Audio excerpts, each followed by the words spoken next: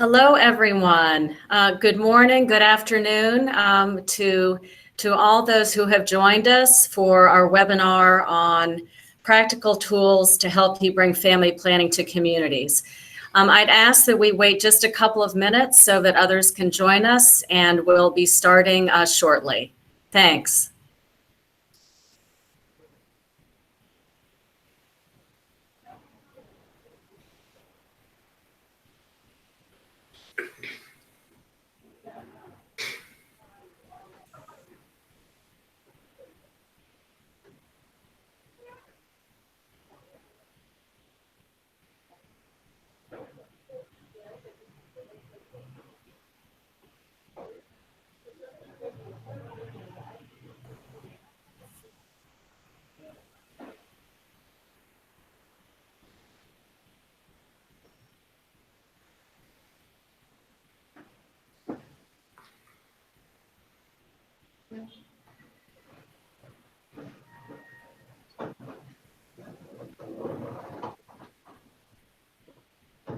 All right, I think we'll get started.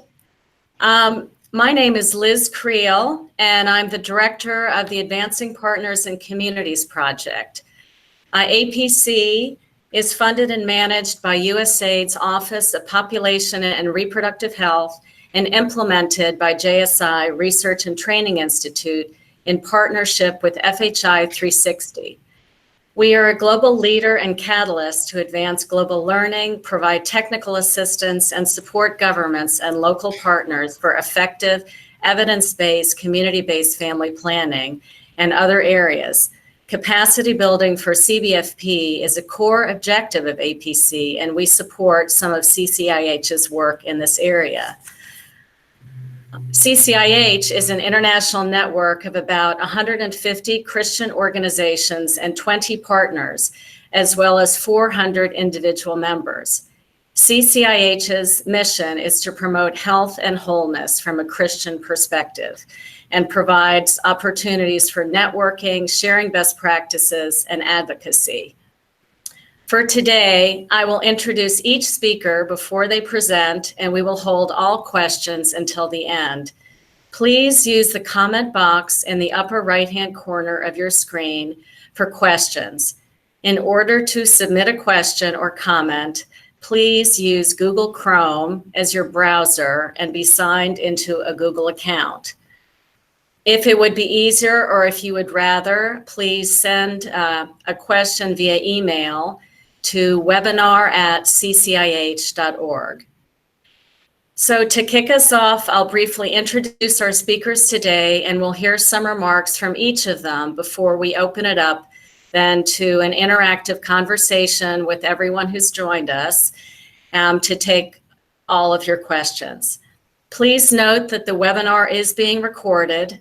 If you registered for the webinar, you will receive a link from CCIH to the recording.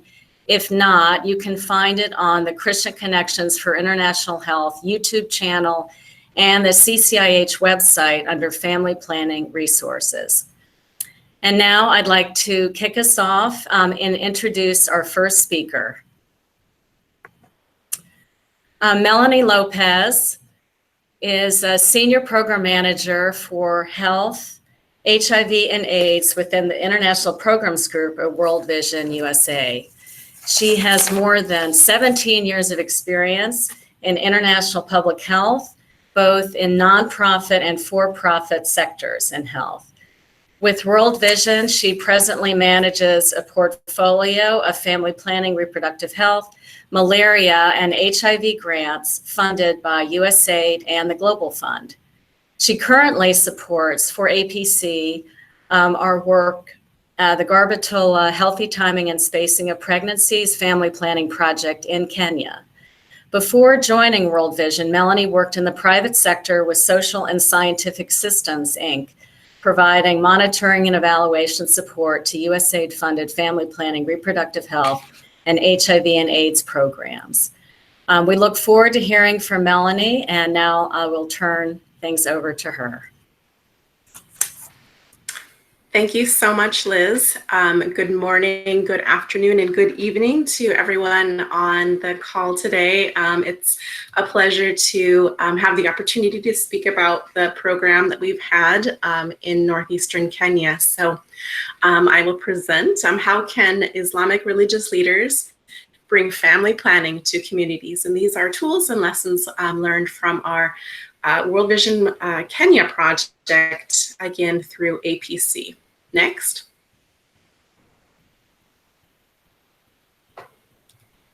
So the background of this project, it is in Garbatula sub-county, which is in Isiolo County,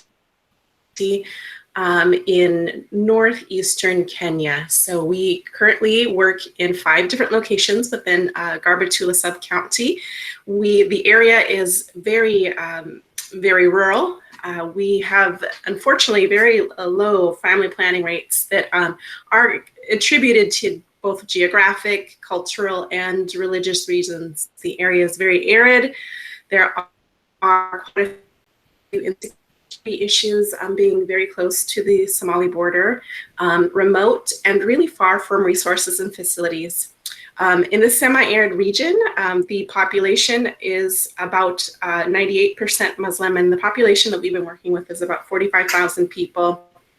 Contraceptive rates around just between 10 and 11%. Again, in this area, men, imams, sheikhs, and teachers and other male community leaders are usually act as sort of gatekeepers for their community. It's a pastoralist and male-dominant society historically that has strong cultural and religious inhibitions about family planning. So this was the context in which we were working. Next slide, please.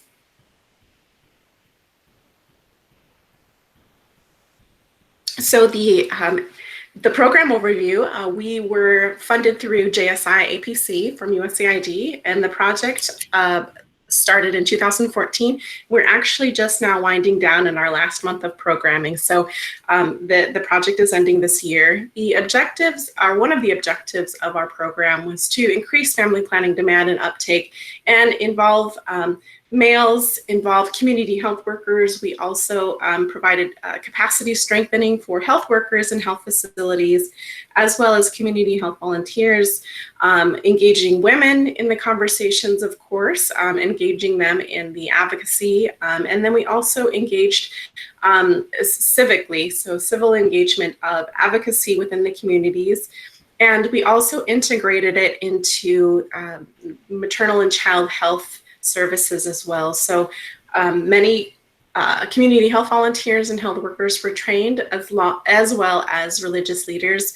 And we really did focus both on community and health facility-based family planning delivery. Again, integration into maternal, newborn, and child health services. And we also had the group that was participating in advocacy, civil engagement, economic empowerment for some of the women in some of the women's groups that we had, and then also working with religious leaders. Next slide, please.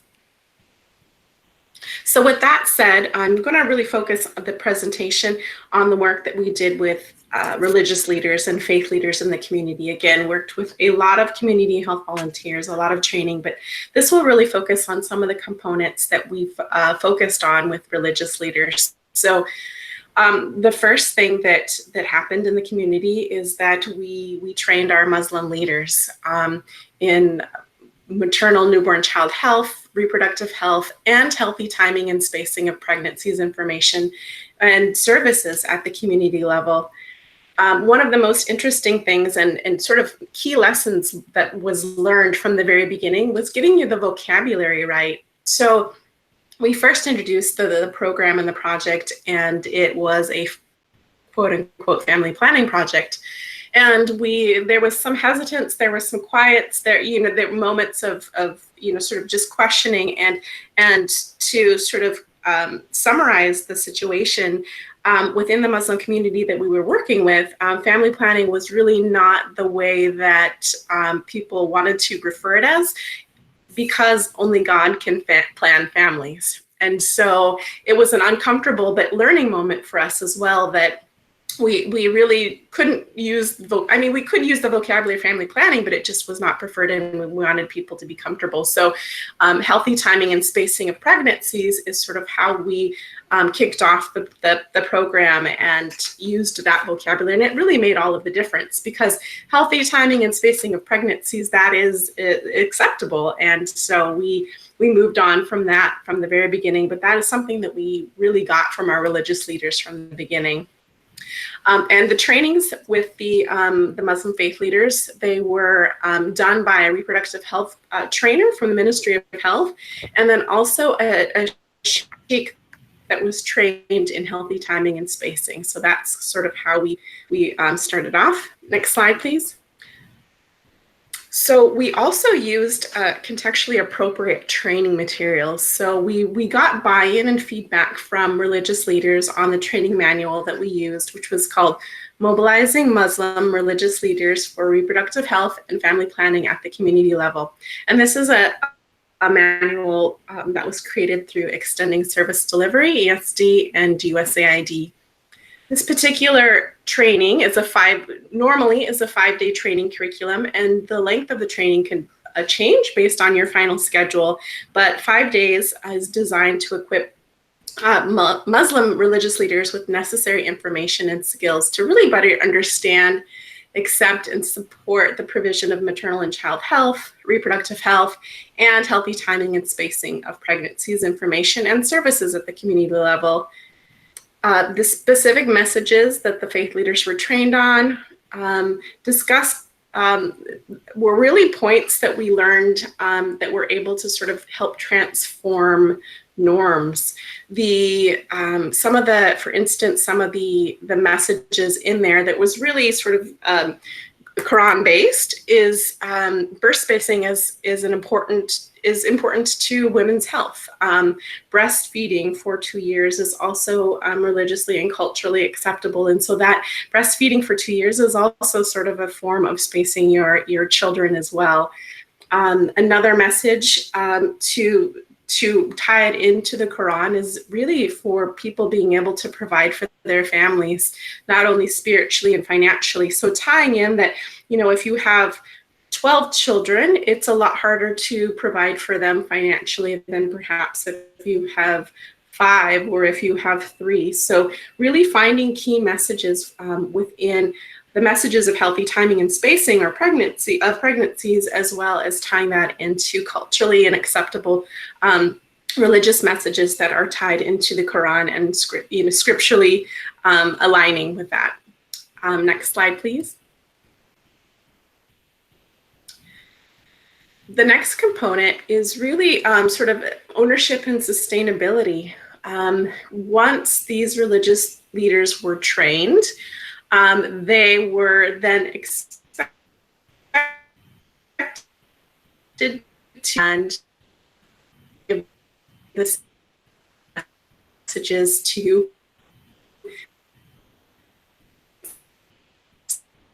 people. Now we have religious leaders who are supporting child and maternal health. So training 80 male religious leaders, male leaders, and we had heard quite a bit of words, not words, but a suggestion from female religious leaders that they also wanted to be trained and be involved. And so they were also trained, and they act as long-term advocates for health and the health of mothers and children in the future. Next slide, please. Quickly, just some of the results through, again, these are results just specifically through religious faith leaders, well, a couple of these, but over 400 public HTSP messages were given in 5 communities. Over 1,000 people were reached specifically with HTSP messages at sermons, speeches, and public dialogues. Over 7,800 females and 3,600 males actually received family planning and maternal newborn child health integrated services. And then overall, we have over 25,000 users of family planning methods. These could be modern methods, these could be natural methods as well, but these are some of the numbers. And then over 39,000 clients of reproductive age received family planning counseling. So again, a very brief overview of some of the results over the project over these last 5 years. Next slide, please. So in conclusion, religious, local, and community health volunteers have been really successful in building consensus on the need for healthy timing and spacing of pregnancies in this community. Birth spacing is now openly discussed and in a manner consistent with religious beliefs. And it really is critical, we have found, to engage religious leaders from the beginning. They really are gatekeepers. And if we can get their buy-in and their support and really strengthen that faith and family planning engagement, those religious leaders sort of higher up on the hierarchy, it gives sort of their approval and support or backing. This can help and enable lower level leaders to also more openly support family planning. And next slide. And that is all. I know we are going to be saving the questions for the very end, but I thank you so much for your time and for listening in. Thank you very much. Thanks so much, Melanie. It's wonderful to hear about the results of the Garbatula grant. I know we've had a tremendous experience working with you all, and it's great to see the results highlighted again. So thanks so much. Now I wanted to move on to our next speaker.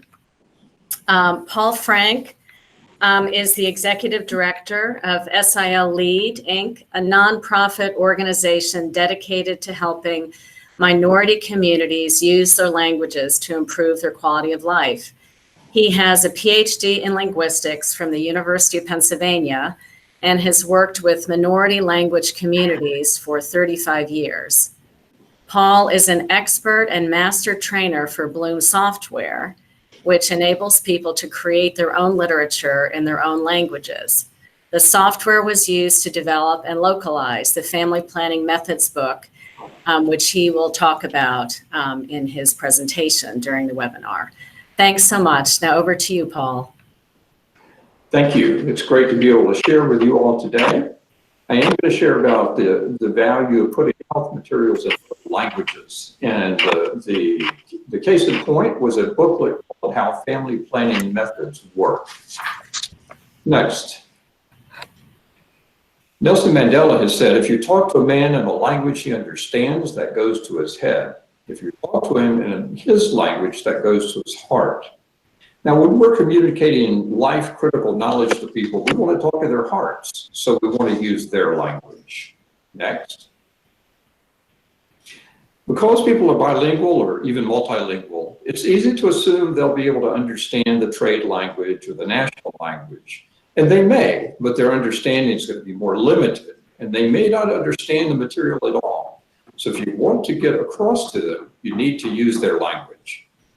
But we're also talking about behavior change, and that goes deeper than head knowledge. You're dealing with people's beliefs and their hearts. You have to communicate with them in the language of their heart. Next.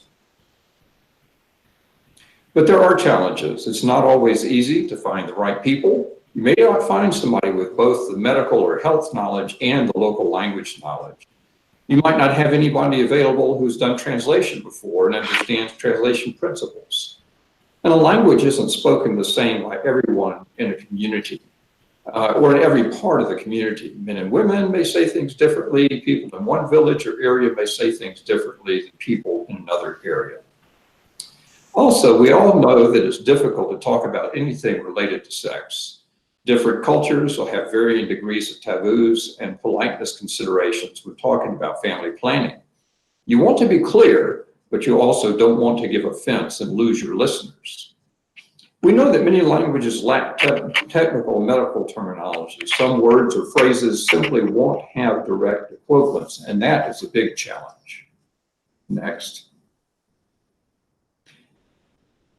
When we're thinking about solutions, One thing is it's important to assemble a team of people who, between them, have the right mix of skills. In this particular project that was facilitated and carried out by Bible Translation and Literacy of Kenya, the translation team was even able to call in a community health worker at one point by cell phone to get some input. Now, translation is specialized work, and it's good to have a skilled trainer and coach to help the teams with their translation aspects. And of course, you have to pay some attention to good selection of people out in the community to check the materials. In this project, FHI 360, as part of the APC project, developed a checking protocol that was used to get community feedback on the family planning booklet once it was translated. Next. So we know that language variation is very common. An obvious one is think of British versus American English. And I've seen dialect variation in a language spoken by fewer than 1,000 people. So dialect variation is always there. So you have to figure out what the variation is and then decide together with people in the community the words to use that are going to be best understood by the most people. But even if everyone agrees on the words to use, they may not agree on how to spell them. So you need to look for somebody with experience writing in their language and be sure to have the material checked for being grammatically correct and properly spelled. Here's some examples from Kisa. Next. This is the language of Kenya, and they did have some dialect variations. They had to spend some time within the team looking for consensus on that. They had an R alternating with L. I assume that would be Ari versus Ali, and that in different parts of the community. So they had to choose the variant that they thought was going to communicate best across the entire community. Another example of variation was the word for beads in that language. They had Ebyuma and Chishanga, and Ebyuma was preferred because it was their own word, and the other word, Chishanga, was borrowed from Swahili. So these are some ways in which they sought to deal with some of the language variation issues. Next. As I said earlier, it can be difficult to talk about sex. Sometimes older people will have different sensibilities than younger people. So you have to think about who you're trying to communicate with and take into account how they're going to react to what you say. If you're too blunt, people may quit listening because they think you're crude.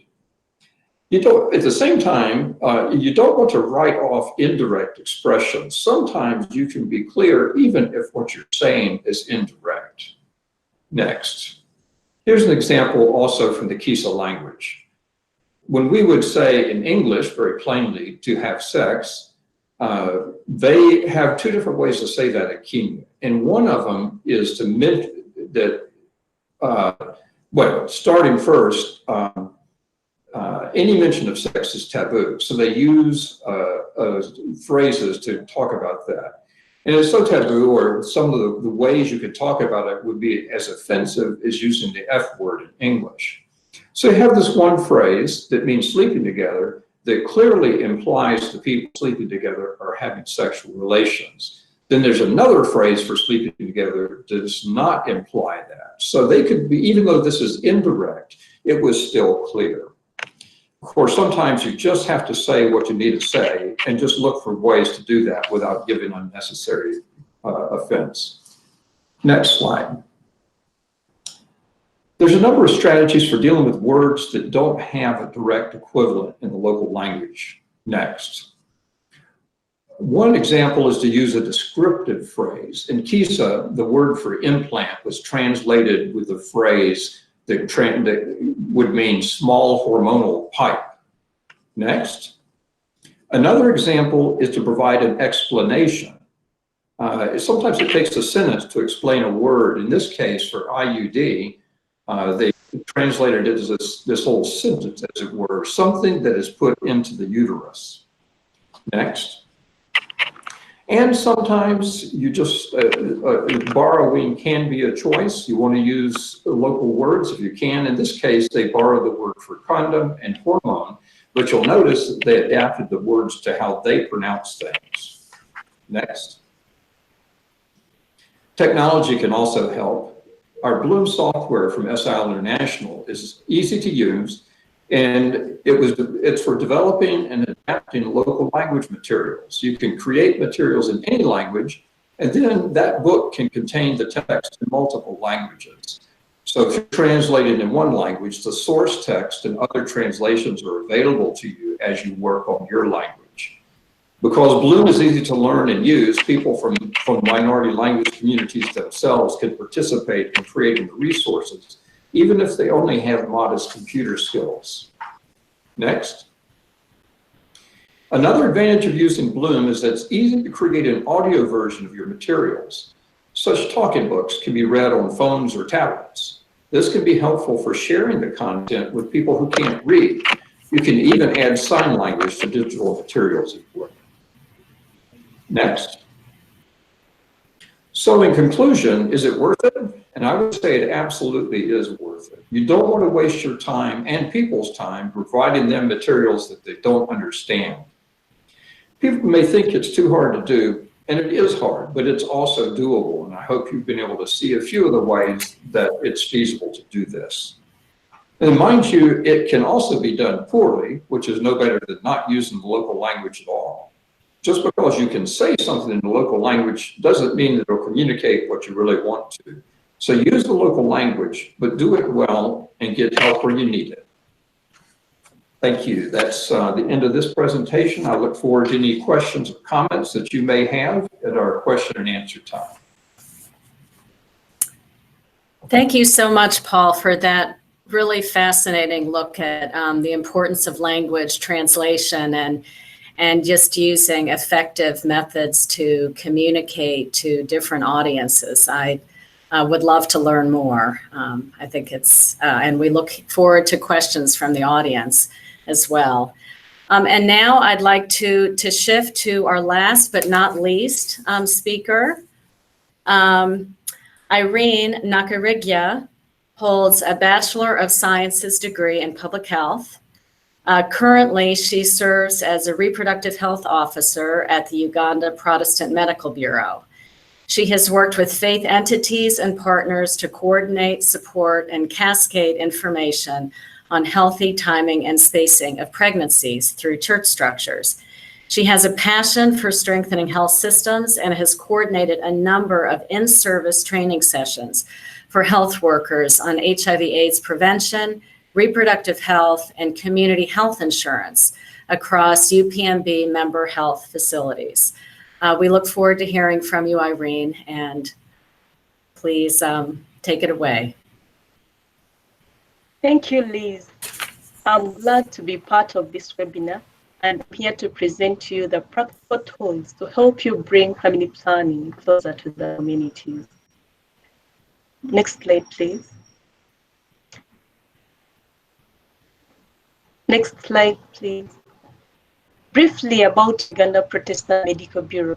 It's a national technical umbrella organization for the Church of Uganda and the Seventh-day Adventist Church in Uganda.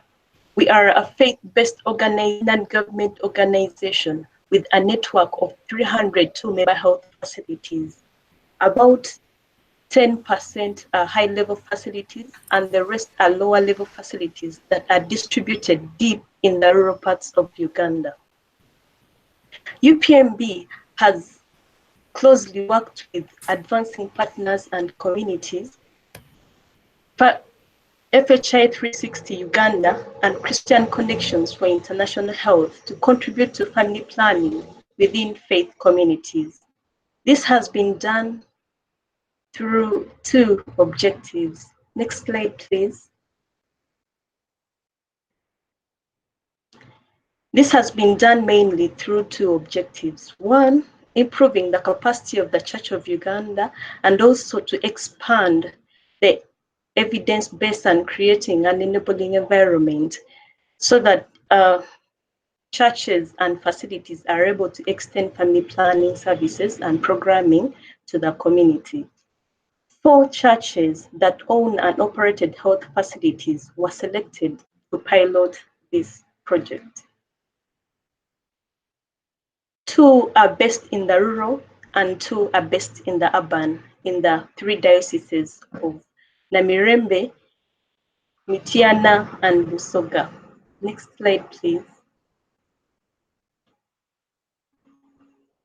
Previously, religious leaders have not been fully engaged in family planning programming. However, they have been able to conduct sensitization meetings on family planning to a tune of 168 events, reaching a total number of 4,335 people. Health facilities that are attached to these churches received a training in comprehensive family planning service delivery and were supported in conducting community outreaches. Together, they have been able to serve a total of 3,942 clients visiting the facility for the first time to take up family planning and having 1,551 revisits. UPMB, together with representatives from the Ministry of Health, have conducted quarterly support supervision and mentorship visits to these facilities to ensure that they are within the national guidelines of practicing, but also to the health workers, but also to the religious leaders to share lessons learned and challenges encountered while talking to the community. Early in 2019, 2 additional facilities were added to, and religious leaders were trained together with the health facility staff to ensure that they also provide family planning at communities. Next slide, please.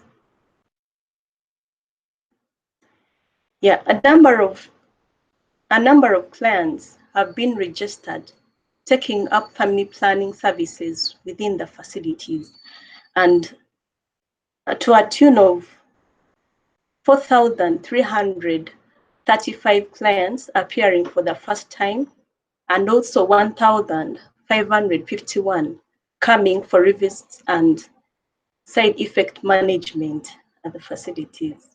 Next slide, please. Low literacy booklets that were translated in the local languages, that is Lusoga and Luganda, where the projects were implemented, were distributed to the religious leaders to ensure that they are used as guide to deliver family planning messages. The booklets covered the importance of family planning, but also revealed what the Bible said about family planning. Let's proceed, please. Next slide. During the training, reference was made in the training handbook for religious leaders and church institutions. This one brought out the Christian perspective on topics about sexual and reproductive health and rights, family planning, and gender-based violence. In addition, we were able to bring out the role and responsibility of religious leaders and how they mattered in family planning service delivery at community levels. But also, practical methods were brought to the session so that they could have a feel and get to know and ask questions. Thank you. Next slide, please. After sensitization meetings, religious leaders used the referral forms to actively refer clients to facilities to take up family planning. It was interesting to see that religious leaders were documenting referrals made to facilities. Next slide, please.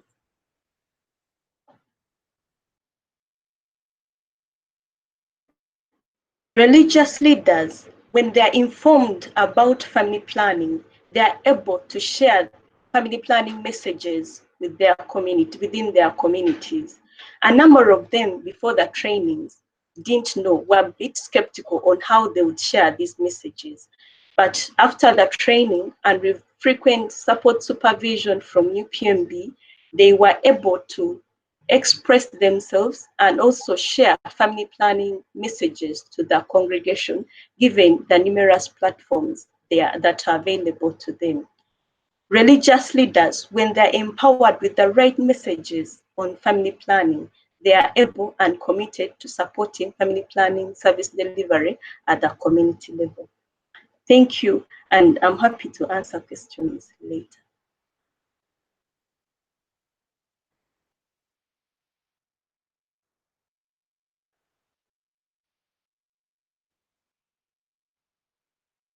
Thank you. I'm happy to answer questions later.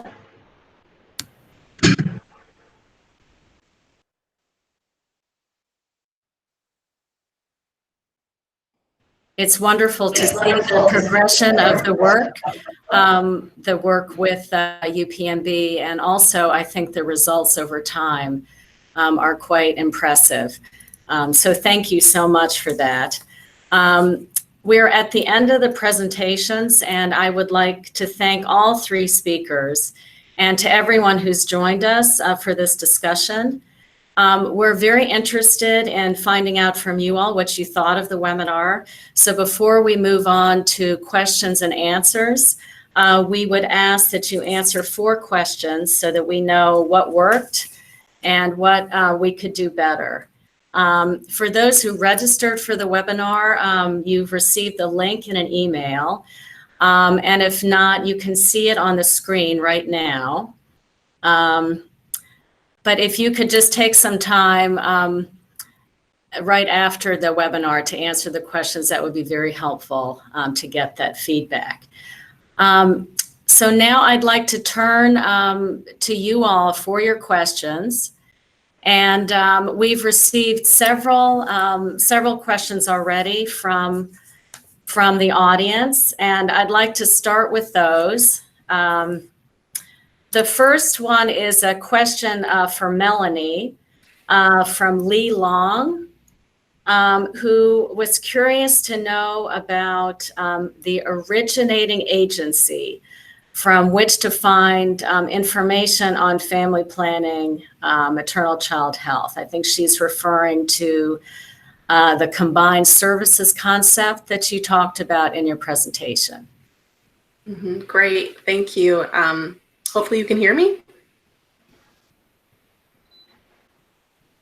So yes, there are actually quite a few resources, fortunately, for integrated family planning and maternal and child health services. We, again, our focus in that area was really to reach women and their partners when they also were visiting for their well child visits, for immunization visits for their children postpartum. So we used that as an opportunity to also discuss family planning and used various sort of indicators.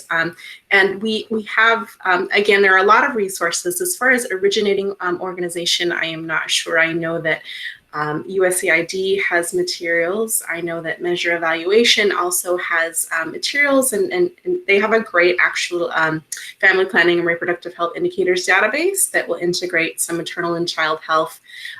The Population Reference Bureau also has some materials where, again, demonstrating integration of family planning and maternal child health services. So we have, World Vision also has quite a few child and maternal health programs worldwide. And so again, just through these learnings and through this information, have learned that it really is a good service to provide multiple opportunities to help streamline and improve care for women and her children.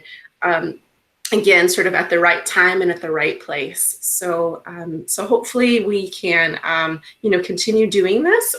Again, there is a lot of materials out there. It's just sort of a matter of finding the right ones for your specific programs and for your care. So hopefully that answers your question, Leah. Thank you. Our next question comes from Adisa Amadou Dube from the Ethiopian Graduate School of Theology. And I believe that this is a question for Irene, and I would also be glad to chime in if that would be helpful. Her question is from the statistical numbers that have been mentioned. How did you check the use of family planning products and services and determine evidence for qualitative change in the actual lives of those that UPMB was and their facilities were serving? Okay. Thank you very much. UPMB, we use Ministry of Health tools to collect data, and this data goes into the national system. So data that is recorded on each client is reported on a monthly basis through the HMI's monthly reports, and this data is showing the number of clients that have taken up family planning services. And at the community level, we developed the tools for tracking the referrals from the religious leaders that are stored and kept in the other facility, within the facility. Thank you very much.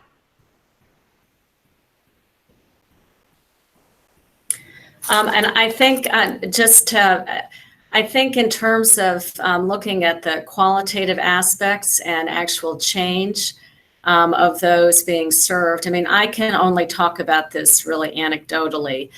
In my time having worked in collaboration with UPMB over the last 5+ years.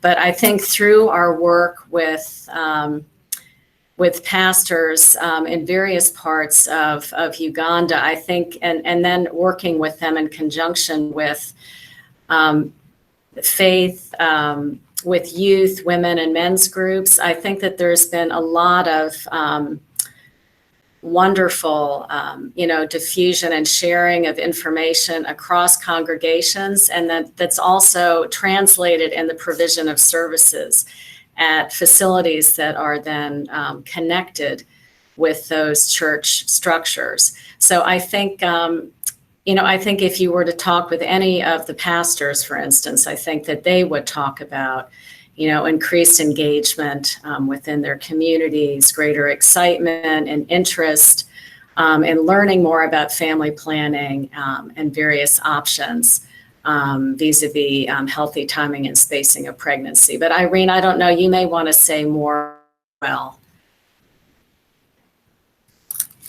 thank you, Liz. Like I said, data from the religious leaders may not necessarily be tracked in the national system, but at the facility level, we ensure that we adopt tools. We adopted a tool from FHI 360 Uganda that we are using to track referrals to the facility. Yes, currently that is how we track the work of religious leaders within our facilities. Thank you very much. We've also received a question. This is for Paul. How many countries does SIL Lead work in? And then related to that, have you worked on translating other health materials? And then another question also, how much does it cost to translate the materials?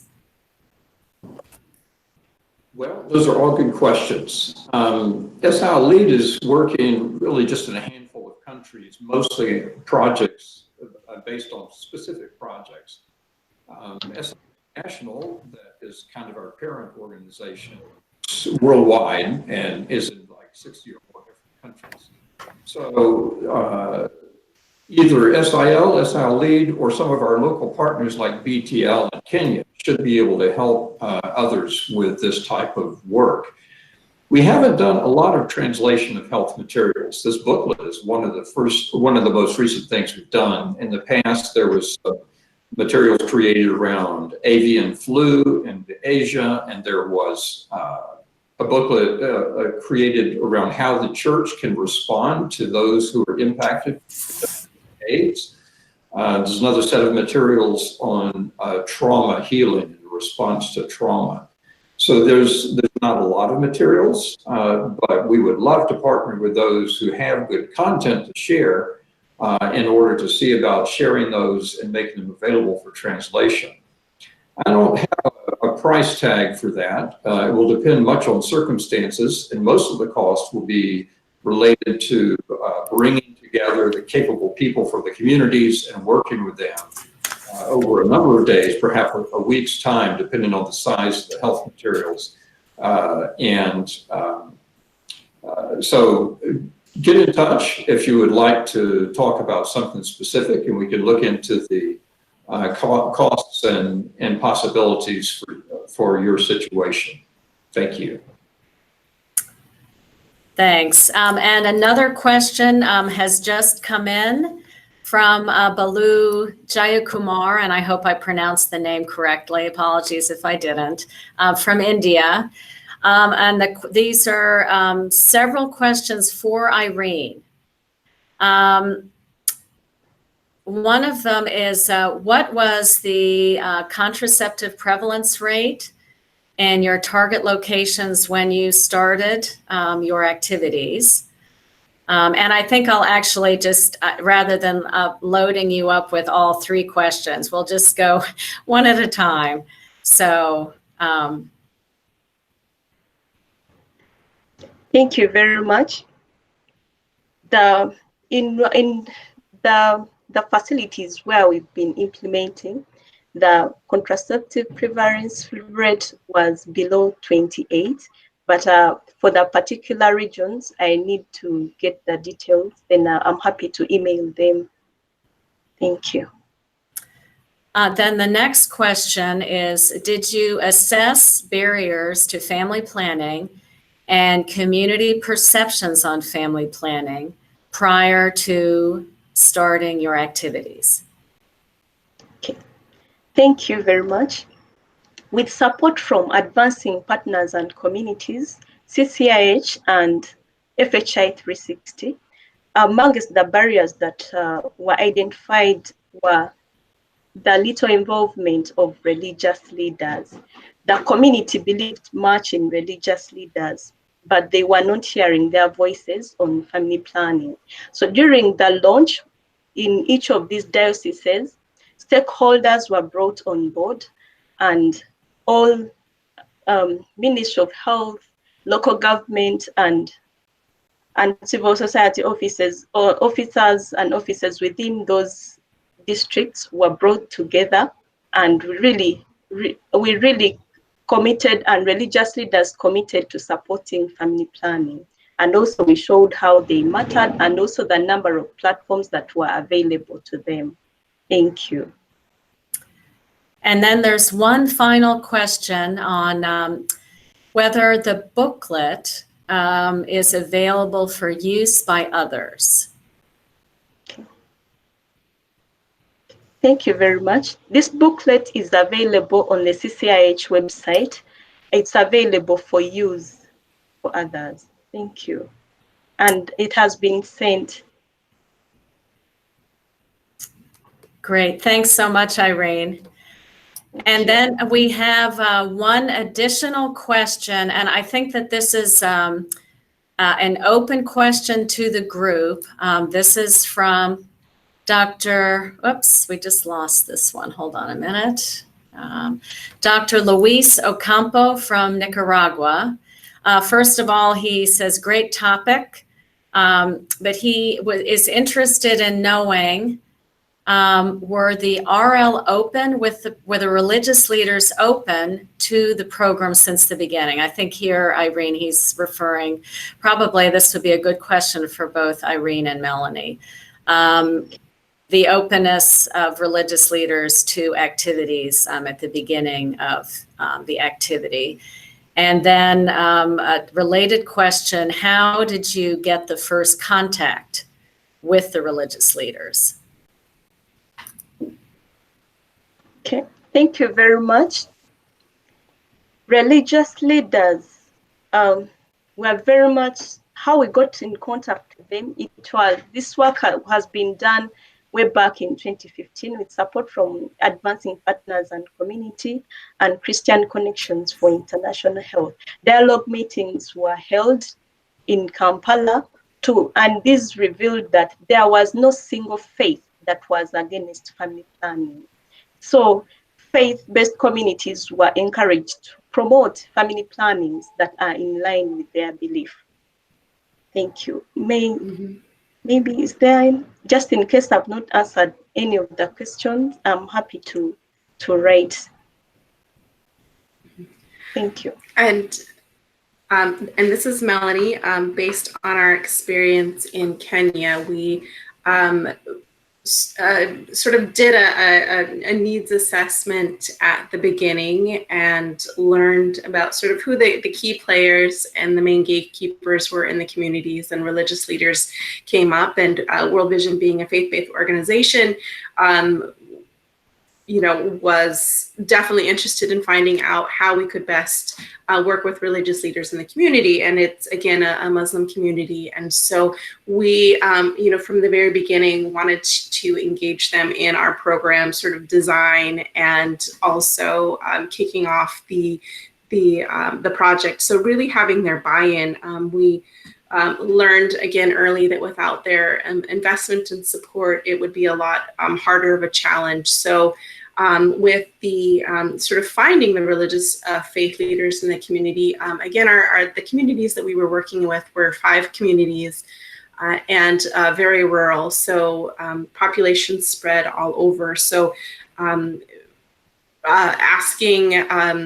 asking people working at health facilities, asking people in the communities where they best heard their information and where they went. And so kind of seeking people out individually. And then from there, also some of these religious faith leaders who were interested in knowing the information would then also share that with some of their other colleagues and other faith leaders in the community. So we, again, ended up with 80 religious faith leaders, men, and then ended up training 10 female religious leaders as well. So it definitely took time. I mean, we didn't train all 80 or all 90 faith leaders at the very beginning. It happened again through time, but really, people were receptive. I think people were more curious at the beginning as to, how are you going to tie in family planning and timing and spacing with our religious beliefs. But really, we found that when people received the information and knew about the services in their community,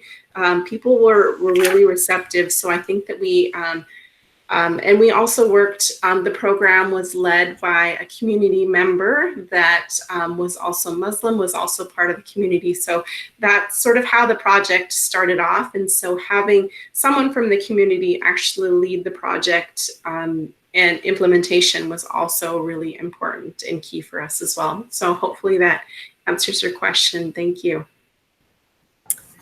Thanks, Melanie. And we have another question from Dr. Francois Chimon from the Cameroon Baptist Convention Health Services.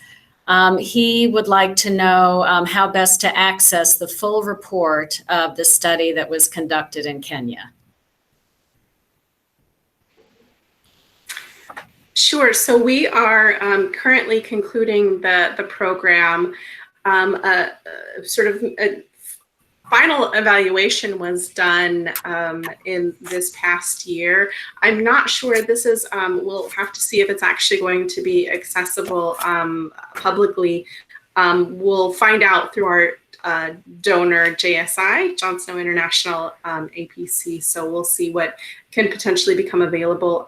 I also can share a link. We have a YouTube video that sort of highlights some of the work that was done. I'll share that here shortly, but some of the work done in interviews with people from the community and families and religious leaders and teachers as well. So let me pull that up, and then our moderators can share that on the link or on the site too. So thank you. Thanks, Melanie. And I think we should I would hope, be able to share some kind of a final report probably in September, mid-September, thereabouts. So, we'll keep everyone posted about that. We have an incoming question from Douglas Huber. And this is a question for Irene. And he is interested in knowing, did the religious leaders that UPMB worked with face any opposition in the community? Thank you so much. Religious leaders faced challenges. One of them was them believing in themselves and how they would change the community when they build a family planning. Initially, the community in Uganda thought family planning was stopping people from giving birth. But with the right information incorporated in the low literacy booklets and in the local languages, it was easy for them to keep referring to this information, emphasizing the fact that it's child spacing, it's the healthy timing and spacing of pregnancies, coupled with the biblical references, like in 1 Timothy chapter 5, verses 8, where it refers to a believer to take care of their family. So these were all informations that religious leaders used to talk to the community amidst all the challenges. And in Uganda, we have national champions, religious leaders as national champions for family planning. So these ones all, they helped the religious leaders to continue with their work within the communities in Uganda. Thank you very much. Thank you, Irene. I think actually that's also a question that would be great for Melanie to respond to. Sure, thank you. We also, somewhat like Irene, really found that the messages had relevance to what was already being taught and said in the communities. We really did not hear much about opposition from religious leaders. It was a matter of, again, sort of how do you tie the message of, taking care of your families and breastfeeding your babies for 2 years, and taking care of family and providing for your family. And so those were things that it made sense. And so we actually, with religious leaders, teachers, really, it was really well received. I don't know, again, if it was part of the person that was leading the program at the beginning, again, was from the community and was well respected in the community. And the religious faith leaders also were very well respected in the community. So, we had a sort of a strong connection from the beginning. I don't know, again, maybe that was just a provision from God, perhaps, that we really did have a good reception in the community. So no opposition really that we had known of, and quite the opposite. Once the religious leaders found out that they were receiving this training and having these messages in their community, we actually had more coming and saying, oh, can I also please be trained? And so we had a limit based on funding, but it was actually great, especially, again, women. Muslim faith leaders were excited and wanted to be a part of it as well. So so that's what we found in our communities. Thanks so much, Melanie. We are coming up to time, and I had just in closing wanted to thank so much the three speakers that I think have given very rich and rich and powerful presentations about, their experiences in Uganda, Kenya, and then also, the importance of translating, communicating, and disseminating information in relevant and effective language, to audiences. I think, I think it's wonderful to hear about the experiences, and I look forward to, further and ongoing exchanges with the larger community, with the speakers and with this important topic. And if you have any further questions, please feel free to reach out to CCIH, to me, JSI, to FHI, with any specific questions, and then certainly to all three of the speakers. And you can also submit further questions to the link that was provided as well.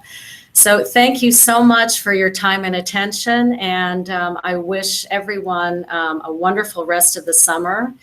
and much success with all of their work. And thanks again for a very rich and a rich webinar. Thank you, everyone.